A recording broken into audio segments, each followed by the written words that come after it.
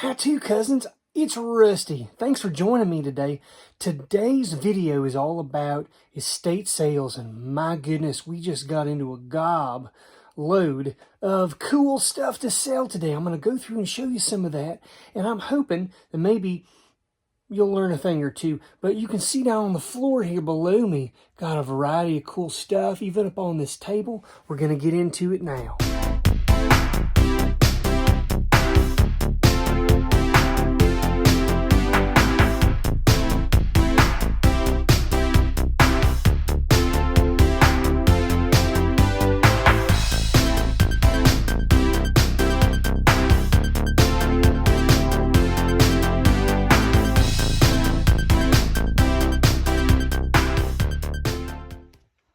I'm just going to give you a quick sneak peek here, folks, of a variety of things that I purchased today at an estate sale.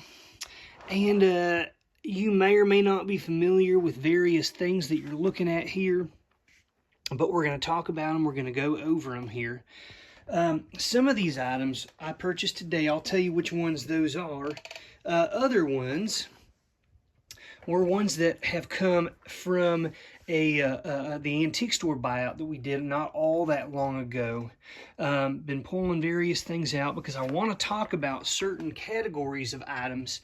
And you can see we've even got stuff under here that is yet to be pulled out. But even up on this table here, folks, we've got a variety of items that we're going to discuss today. Be careful not to impale yourself on these blades here. Don't get too close. Can get dangerous here in the old warehouse. Okay, so let's start off with some items that I've purchased at this same auction house area or estate sale company before, and I did quite well with them. And that category would be oil lamps, particularly Aladdin brand oil lamps. And you can see here the prices on these. Now, these right here are not, as valuable, but they are glass, all right, and they're quite heavy. Solid glass, and you can, the tops of them, they're quite old. They are made to hold oil, and I think that there are people out there who collect and would put the necessary other components on this and could actually use it. I really like this one. It's smaller, but just look at how that's made. The glass is that kind of that twisted look. For $10, it's not going to be hard for me to double my money. $20 easily on those. And they sell fairly quickly as well. This one I also was excited about because it's green. And I haven't done the test to see if this glass, it would be considered uranium glass or not. But I can get, you can see it's got residue in there. It's still got the residue from when it has had oil in there. It has been used before, as you can see. And what I don't know about this one, because I have not done any research. I mean, I'm filming this within an hour of returning back to the warehouse, but I'm not familiar with the look of this particular piece here, where you would turn the fabric up there, up or down. But anyhow, I'll need to look at that a little bit closer. I don't know what brand this is. I don't think that is an Aladdin brand. However, as I set this down here, this one is. And this one is what they call a Model 12, as you can see. It says it right there. It's got this component. Now, this is probably missing some items. You can see that it goes all the way through there. Someone's going to have to restore this. But again, $10. It was not hard for me to decide to purchase it. But then really the winner, folks, is this one right here. And I'm going to try to lift it up here, set it on my legs so I don't hurt it. This color is just absolutely magnificent. It is a green. I've heard it be described as jadeite, although I think that this is even a lighter color. And this one I think is referred to as green moonstone. But this isn't Aladdin again. And it says, yeah, it's a Model B. All right, this is circa 1937 to 1939, I believe. It's got this beautiful, the fluted glass up here, and it is also the original one. As can be seen when I pull this up here, it says Aladdin on it. That's awesome. It's the original one that you don't come across those as often because they make replacements. Now the base, this would probably be more valuable if it was the same green color at the base. However, there's a market for this as well. I paid $100 for this. Now, that's a lot of money, but I have seen these sell in the $250 to $350 range on eBay in the last 90 days. So I know that I'll be able to get some decent money for that. If I'm willing to wait a month or so, I'll probably maximize what I want to earn there. But if I want to just double my money, sell it for $200, then I could probably do that pretty fast. Oh my goodness, folks. This right here, you can look down inside it. I'm going to lift it up. It is quite heavy. This is pretty outstanding. If we would look at this here, it's like this is all made of metal here, okay, folks? You can see here, my goodness, all of this, what you've got here behind my thumb and my hand is glass, like a frosted textured glass that is curved, and it has painted on the inside as well. So what they call a reverse painting. Let me see if I can reposition here. I don't want this to fall. I'm going to give you more of a close-up look here of this. You can see the texture on the glass. You can see the metal here. It's just really awesome coming down here to the base, and you can see how ornately kind of designed this thing is. Very, very old. As a matter of fact, let me rotate it. I had to inspect this quite a bit before I purchased it. You can see here it says patented May 6th of 1924. Folks, this is an original 1920s reverse painted lamp. Very bizarre shape, or just unusual, I would say. Now, there is a little bit of damage. If I continue to rotate this around, we should come across a piece here, which it's still intact, but you can see right here, right there, there's a break. You see that right there? Right there in the middle. There's a little break on that component. It could be fixed, but you have to be very careful. This can be bent, but it can also be broken, and so we don't want that. But if you look inside, you can see the glass here is bent, or it's not bent. You don't bend glass, folks, but it's made to be this particular shape. It has been painted on the inside of this so that when the light illuminates, you'll have the light go through it, but it'll also show the various colors. And you can look at this. This is like a very kind of crude looking floral kind of color situation, but I think it's just magnificent. It is super heavy. This is made of like I don't know what kind of metal it's made. It's made to look like bronze, like a coppery color, but as you can see from the deterioration here, that it's actually more of a silver heavy metal on the inside, and it had been coated or painted on the outside. I do not know a value on this yet, folks, because I have not found another one like it. I've searched on Google Lens, I've searched in eBay, I can't find anything yet. But it's just magnificent. I paid $150 for this, which is a bit of a risk considering the fact that I could not find any comps. It may end up being that I can only sell it for about that. I may have to hold on to it, but it was such a unique specimen that I wanted to try it out. And I'll tell you, everything I'm going to show you here today that I purchased at this estate sale was, it cost me just shy of $500. $497.55 is what I spent today on everything, and I'm going to I'll go over them. But if I can sell this for $150, and if I can sell this for $250, then already that's $400 back in my pocket from what I spent. And then everything else, I just got to make another $97.55, and then I'm into profit. So we've still got 1, 2, 3, 4 other lamps available.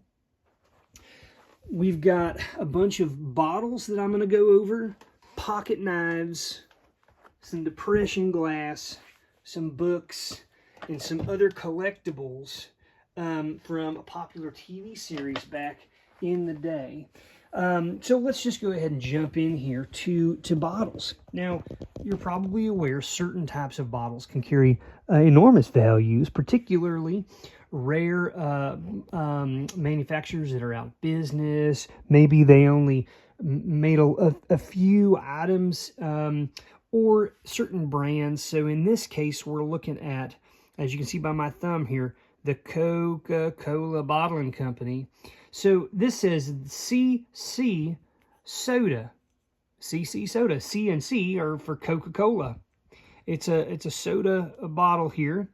It says it's got contents, Coca-Cola bottle. The patent right here is November of 1923. So this is a 1923.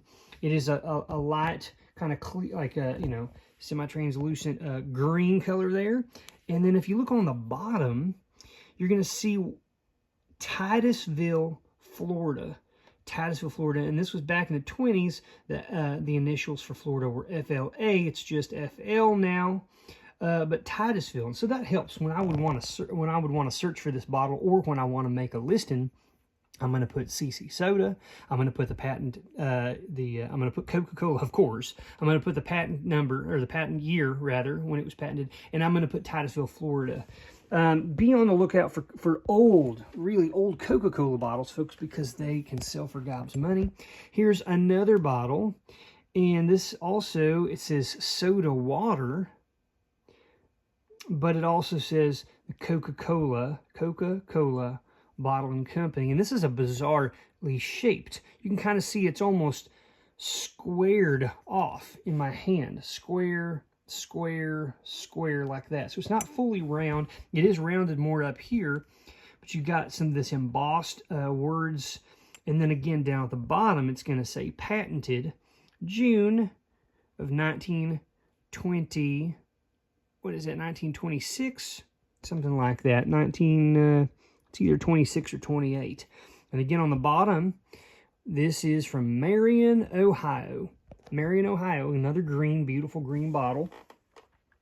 And then right here, we have another interesting bottle, because of the design. We got like kind of arches, we got stars. You turn it to the side, and we've got Arcadia, Florida. And it looks to me that it says A.J. Roe, R-O-E. Arcadia, Florida. Very cool. Down on the bottom, we've got some more information. Let's see, what does it say? I'm trying to rotate it. Coca-Cola Bottling is what it says. So this is another Coca-Cola, maybe a subsidiary, or it's just a different product that they produced.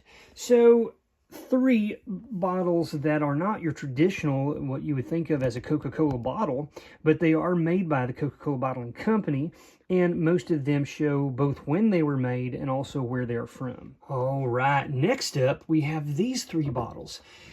Now, these are unique, and I'll tell you that I've been doing full-time reselling for quite a while now. I've bought and sold thousands of items. I sell thousands of items every year. And these bottles, this particular type of bottle, I never come across.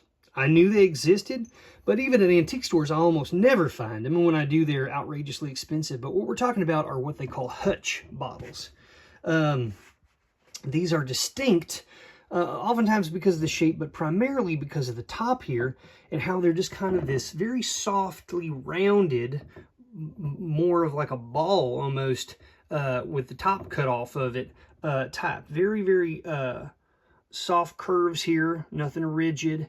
And if you look down inside of these things, the reason, like the way that these were made originally was they would have had this piece of metal that kind of fits down in here. There's a topper. It would have been like cork or something like that. And then the little, it would be a piece of metal that comes down and over on either side. So kind of curve in this way and then down and curved in that way. And it would have a little metal ring at the top of it. And so it may have been, I don't actually know what the material was that was made inside of it. It may have been even some sort of type of a rubber or something else. But the whole idea was that the way these were made was that they could be filled. You would pull the top up and it would close this off so that it would seal it. Then when it's time to drink it, you could push her down in there, okay, and then drink out of it.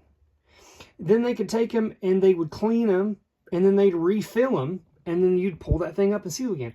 I think that they discontinued this because, as you can probably imagine, it was very difficult, I would think, to clean these and to guarantee freshness and guarantee that there wouldn't be bacteria or various things get down inside these bottles.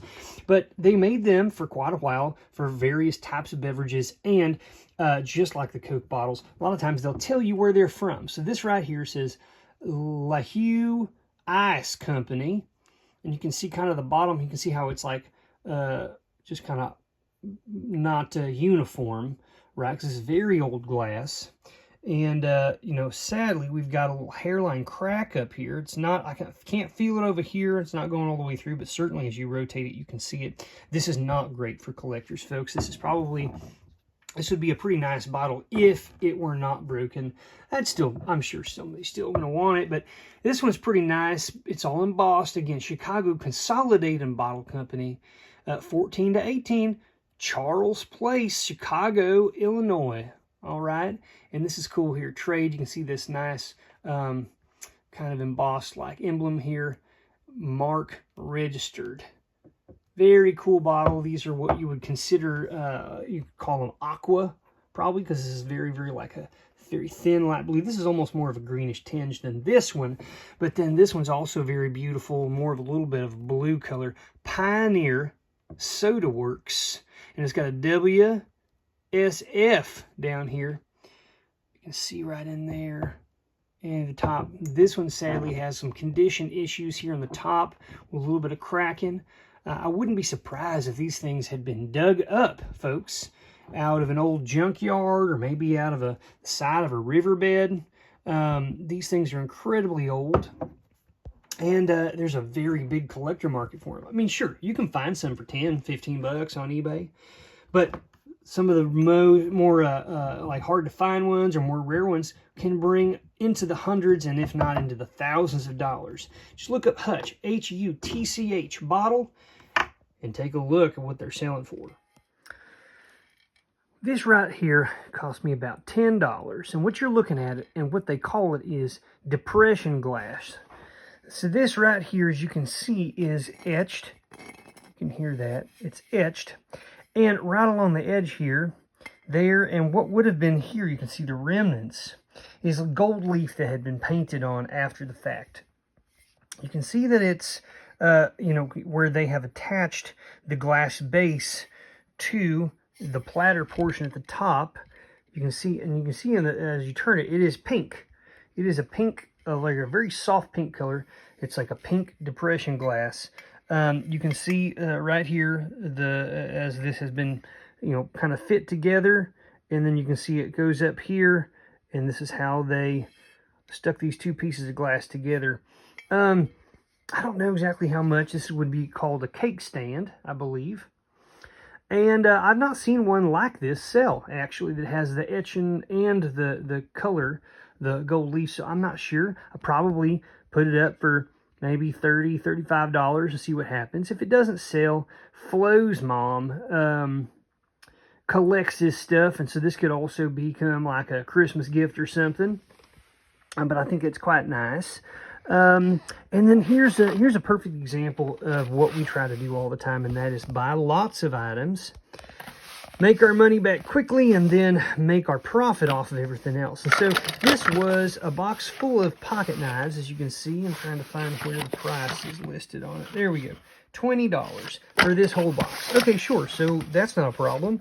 I very quickly went through and did an assessment. Now, unfortunately, about half of these, right about here over, right, are multi-tools. Now, multi-tools, they don't sell all that great.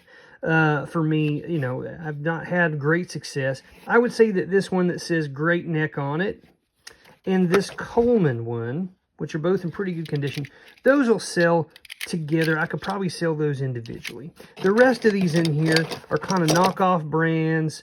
They just say made in China or whatever else on them. They're not going to bring much. I'll probably sell them in a lot. This was interesting, and we might even just use this around the warehouse. It's a box knife that's got a little holder here. It's also attached to this kind of like accordion style plastic deal, so you can keep it on your belt. You can use it. You're not going to drop it. It's not going to fall out.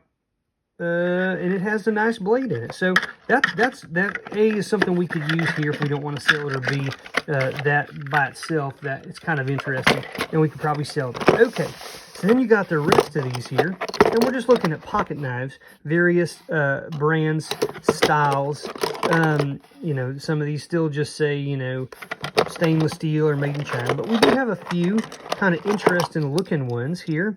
They're kind of ornate, kind of etched on the outside. And this right here happens to be, it's patented, it's a Stanley, and you got the number there so I can look it up. But this is like a little old box knife in and of itself. It's just like an unusual one. I'm not come across one like this. A small little blade there that can be sharpened. And then once you lock it into place, if you want to unlock it, you actually take this portion and pull it out like that. And that's what releases it. You can see there's an arrow there.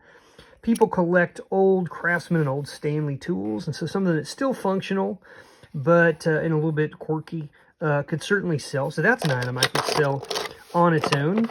Here's a big old, I don't know what the brand is, but it's got two long, nice blades, and others, you know, so there's several in here. I'll tell you what I did whenever I was looking at this lot, is that I did a quick glance. I found this, which is a Swiss Army brand small pocket knife. I've sold these before, both red, white, black, and blue, various colors. I've even sold some that have the marketing or advertisements for certain like local businesses or things on these. You can see that this has the tweezers and the toothpick originally in the original ones in here, so that's good. It's good. The blades are nice. I could probably sell this for $20 by itself, right? $15 to $20. Okay. The other thing was this Stanley, what I just showed you. I could sell that. And as I was looking at some of these, I open up the blades, and what I want to do is I want to look at where the blade attaches. The blade portion attaches to the body. I'm trying to open this one to show you. So right about here, if I flip this puppy over, look what you're going to see. Case. It's a case knife. Case is a very collectible brand. This is the XX, and then you got 225 LSS. I quickly did a search when I found this, and I found that one sold in the last 30 days, exactly like this, for $24.99 plus shipping. Remember, they just wanted $20 for this whole box. Perfect. So I already know when I buy all of these goobers, then I'm going to be able to sell this one knife, and I'm going to make my money back from my expense.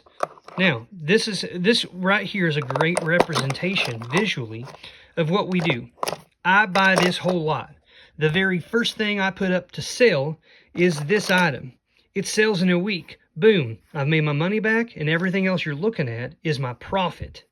That is why we buy lots. We buy lots. We take the 1, 2, 3, or 4 items that we think will sell individually for the most money. We put those up first, folks. We want to sell them as fast as possible, get our money back, and that's how lots work out for us.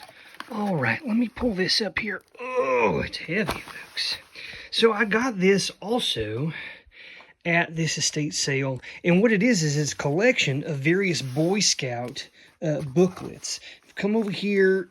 $20, all right, is what I paid for all of these. Now, why would I get these? Well, first off, most things from Boy Scouts, particularly literature, does not actually sell for all that much money most of the time. But people are buying it. And these books are ranging from, I would say, the 1960s up into the 1980s, actually even into the 90s or early 2000s. You can see this one right here. I could tell just by looking at the binder, 82 to 83. As I'm looking through, I'm seeing troop commitments. I saw the 82 to 83, but if I pull this out, we're looking at some interesting things that are in the merit badge categories. Stamp collecting. Nobody's stamp collecting much anymore as a part of being a scout, I don't believe. Animal industry. And this one is bookbinding. Man, the skills, the trades they've been dying, unfortunately. You don't hear of a whole lot of that anymore.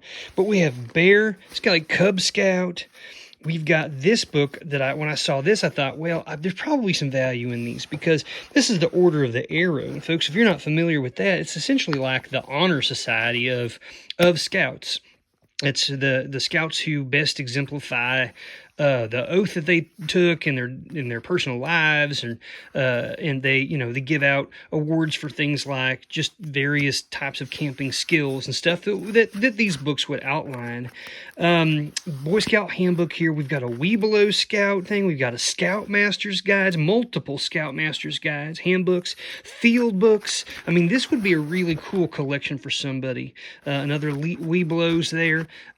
Who collects this kind of thing. But then there's also some of these older ones, folks, like this old Scout book guide here that I don't know the actual age. I've not looked it up, but let's do it together here, folks. Open it up. I want to be gentle with it in case it could be okay, 1944. So I think it was in the teens, 1914, 1915, something like that. I don't remember exactly when the Scouts were started, but 2 to 3 decades before 1944. However, this is a vintage book, of course, and some of this stuff can sometimes hold not only personal nostalgic value, but it can tug on the heartstrings of people. Like, maybe somebody wants to buy this when I put it up in the store because they're like, oh, you know what, my grandpa was into Scouts, and he got my dad involved, my dad got me involved, and it was a really important thing for me in my life and my family. And we would go over to old Papaw's house. This was the book that he taught with my dad. And you never know. That's why postcards, a lot of times, folks, hold lots of value, because it's of a particular beach or a vacation that the family used to take once a year, and it makes them think of that. And so do not ever underestimate these artifacts or these items that have to do with certain activities or places that people and families would take part in, because a lot of times that's why people purchase this stuff. It's an emotional reaction, and then they follow through after that reaction. It leads them to take an action once they have that emotion and that action. Of course, I want is for them to purchase this from me. That's why I bought it. So really cool stuff here. Paid $20 for this. I mean, this Order the Handbook, Order the Arrow, I imagine I can get $10 to $15 for, most likely. Just right there. $5 more would get you this book, if that's, I don't know what they go for. And then everything else, again, would be that would be the profit that I'd be looking at. And we've got several others of these as we pull out. We've got canoeing. All right, we've got to learn how to do some canoeing. Hiking. Look at those outfits, folks. Whew. We've got citizenship in the nation. Okay. We've got citizenship in the world at large. We've got firemanship. Okay, and look at this. This came from Marion, North Carolina, which isn't all that far away from here. We're in Western North Carolina. Not quite sure if this is going to say Scouts of America, printed in New Brunswick, or Brunswick, New Jersey. Interesting stuff, folks. What do we got here? 1968. It's this 1973 print. So these are from the late 1970s. All right, folks. We're going to take a break for just a second from the stuff that I bought today. I got one more set that I'll show you. But I wanted to show you, I finally started getting into some of the items from the antique store that I purchased. And this was just odd because it didn't fit in with the other stuff that was in there. And that was a couple of boxes full of DVDs, CDs, and VHS tapes. Now, I wanted to bring this up because a lot of people may not think or be aware that certain ones of each of those categories in media can carry some crazy values. And so I'm not going to give you perfect examples of things that are terribly valuable right in front of me, but hopefully you'll understand once I get done. This right here is, I don't know this band at all, the Poppin' Jays, but it is a sealed CD. Okay, so it has never been opened, and it has never been used. If you can find CDs, DVDs, VHS tapes, and the like that are popular or fit into those categories that sell for good money that are sealed, you're in luck, because you're probably going to make some really good money. Here's another example of something that would have more value because it's sealed. And this is a VHS collection, volume 1 and 2 of I Love Lucy, and it's vacuum sealed. At one time, they had a price on it because they were going to sell. Of course, I purchased it from them. But the good thing about them being sealed is that if multiple other people have the same item, yours is going to be more likely to sell and to sell for more money because it's unused, essentially. It's old stock. It's new because it's never been opened, but it's old because it wasn't made yesterday. It was made decades ago, right? So I'm going to throw these up, just wondering if maybe somebody would want to buy these. Then there's the notion of very popular, very well-known cinema, or things that came out back, during the heyday of VHS. I'm talking about, like, for example, this is the 1986 version of Karate Kid Part 2. It's a very attractive looking sleeve there. This the tape looks really nice, but I also wanted to draw your attention to something to keep an eye out on. Look at this right here. Do you see this white right there on the tape itself? That is a growth of some kind. Somehow some moisture or something got in there, and some sort of fungus or something is starting to grow on that tape. And so that's not great. Okay, that's not a good situation. It may be that if I played this, it would all kind of heat up and it would kind of get not be detached from each other and that sort of thing. However, you'll need to inspect stuff before you go selling it. But a copy of this that has, it's like closed caption from 86, has sold for over $100 on eBay in the last 90 days. And I do believe that that is an authentic sale. I don't think that that's, nonsense. I think that there was actually people who bid on it, like an auction. And so that is one thing you need to keep in mind, though, folks, when you're looking at sales. Comps of things like CDs, DVDs, VHS tapes can be very misleading and difficult because there's people out there who are not being authentic. They'll put something up for $20,000 and they'll have somebody else that they know bid $20,000, and then all of a sudden you think, what, The Little Mermaid? It's worth $20,000? I got that back at home. No, you don't. It's not. No, folks. Okay, but there are some that are worth good money, over $100. And I'm going to give you an example of some things that I think I will sell for really good money, especially if I do it in a lot. And that would be DVDs of the horror genre, okay? Horror collections, 10 horror movies, Halloween, unrated director's cut, The Hills Have Eyes, Tremors, The Devil's Rejects, Jeepers Creepers, the original. Okay, so a lot like this, folks. I have seen lots like this sell for hundreds of dollars. And then right here we have a CD, and this is House of a Thousand Corpses. It's the motion picture soundtrack. But what's especially interesting about this is that it's not only is it the soundtrack, but it has been signed by Rob Zombie. Rob Zombie, the musician, in this silver ink pen right here on the outside of it. And the CD looks to be in good condition.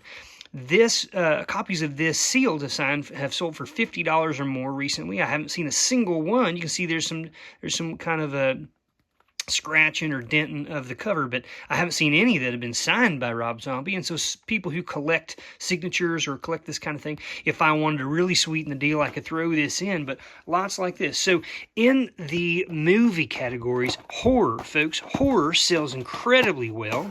And in the CD or music genre, I would say that heavy metal and certain types of rap or R&B can sell for very high amounts of money. So please keep that in your mind when you're out looking, because a lot of times you find these things for cents on the dollar, 50 cents, $1, And here's some music. I don't know, again, this is kind of like, got parental advisories on here, all of these, but this could be an interesting lot right here, which is our DVDs music concert shows of bands in that metal genre. That could be really good. I don't know exactly. And then things like old kind of cult followed movies like Quentin Tarantino films, things like The Matrix, or, certain types of action movies from back in the day can sell really well. Sometimes TV shows can sell really well if maybe they weren't terribly popular at the time, or maybe were really popular. The problem is, the more popular they were, more of them were made, and so they may not, like, for example, I've got almost the entire set of the Friends TV show and DVD. I can't hardly sell all of those for $10 in a lot. Why? Because there's tons of them. But something like this, PCU, flunk them if they can't take a joke. I mean, like, I've never even heard of this movie before, but I recognize David Spade and Jeremy Piven. I recognize those cats. And so, I don't know, somebody might want this. I'm going to throw it up and see. Keep an eye out for certain categories. eBay is your friend for search results on comps. So take a look at that stuff first and educate yourself before the next time you hit like a thrift store. We're back over to some items I bought today at the estate sale. And you can see these are a bunch of Hopalong Cassidy items that was a TV show back in the day. It was quite popular. And so here we go. So what we have is a couple of billfolds, and this one's fun. It's actually got the special agent pass in here. Someone named Buddy was in here, but you can see right there, folks, it's top secret. Here's another little wallet, black leather. We've got some binoculars here that they're branded with the picture here. We've got an old pinback Hopalong Cassidy and Topper, his horse. This is oftentimes indicative of older pins, is that they'll come out past the you see that right there? They come out past the edge of it. When these pinbacks, you want to always look along this edge and the side. Sometimes it'll give you information. People who really collect these things will have a much better idea of whether something is authentic or if it's a reproduction, but that's for another video. Here is a timepiece, a watch. It's in pretty darn good condition, to be honest with you. Hopalong Cassidy. Even the leather band is really nice. We got all those emblems. It's still usable. It's got a little metal at the end, almost like a belt buckle. You can see up here, it's set up to look like almost like a buckle. Right here. Good luck. That's really cool. Cool little piece. We got an old pocket knife here that's also branded Hopalong Cassidy. And then we've got a couple of other items. This is fake money, almost like Monopoly money, that came from the Milton Bradley Company. They had a board game and this money came from out of that board game, though the game is not here. And then this one is a Castle film. So what you got here is it's a 16mm film.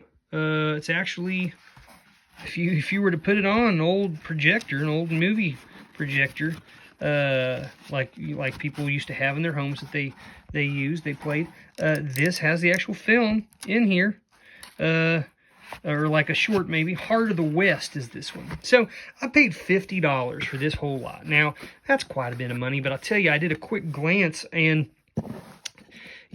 this watch sold for basically $40 to $45 recently by itself.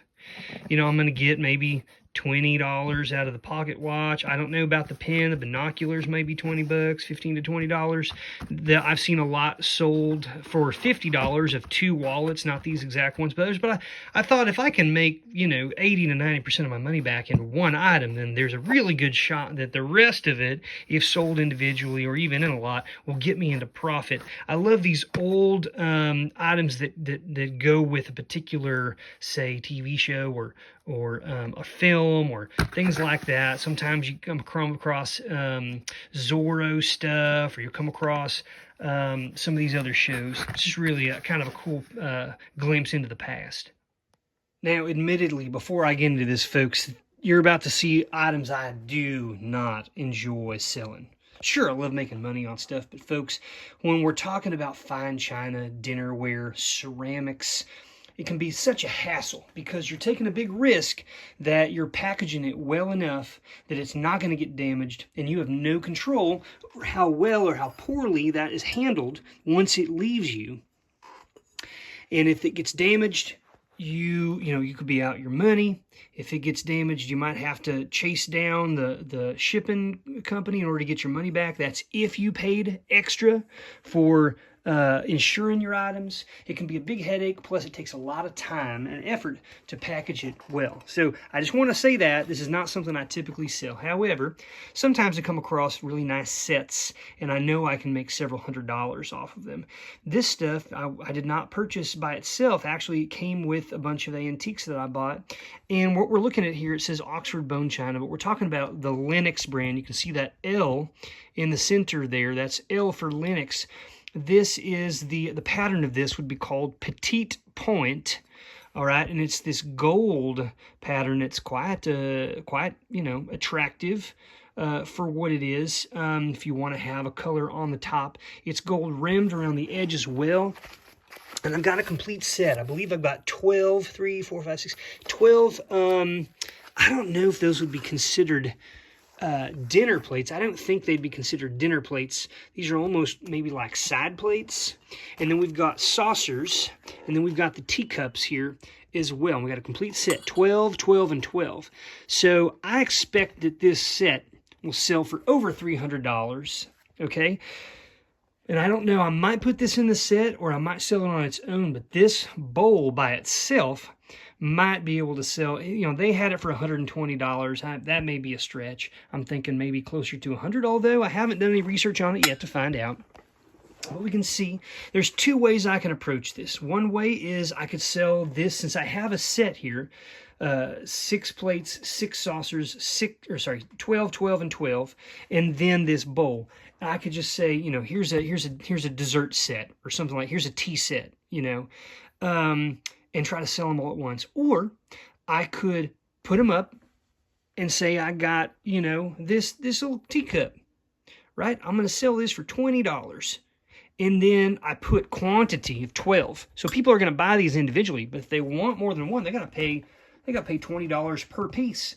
And this is good for items if you're okay sitting on them for a while.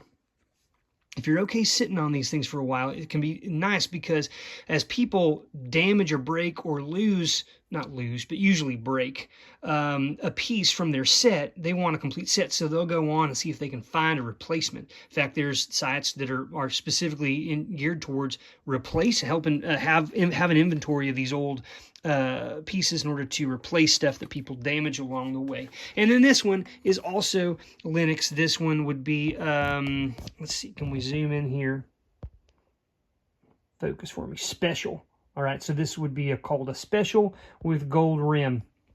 I got several bowls, also just one saucer. This is not a complete set here, but this entire lot here probably going to pull in $400 to $500. Won't happen overnight, but eventually we can get that going. I would not recommend, unless you want the hassle, which isn't fun. I don't recommend this, but sometimes you can go to thrift stores and find complete sets of very valuable Lenox and other types of china or nice dinnerware for just, like, say, $50 or something, and that could be a $600 or $700 set.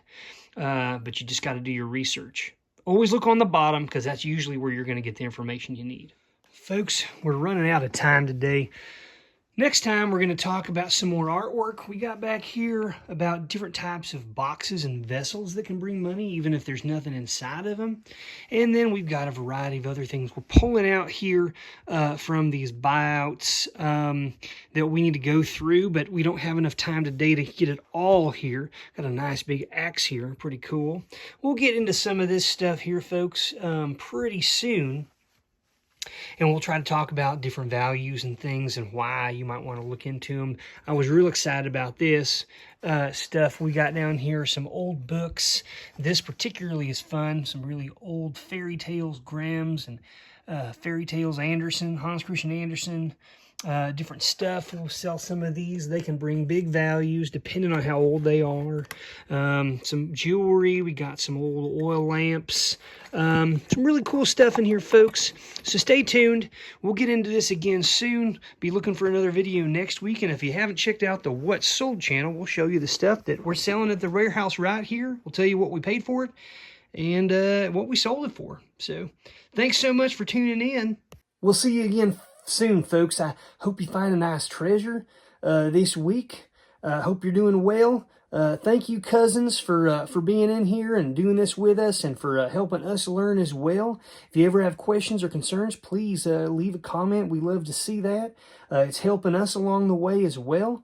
And we'll see you guys soon. Take care. Find some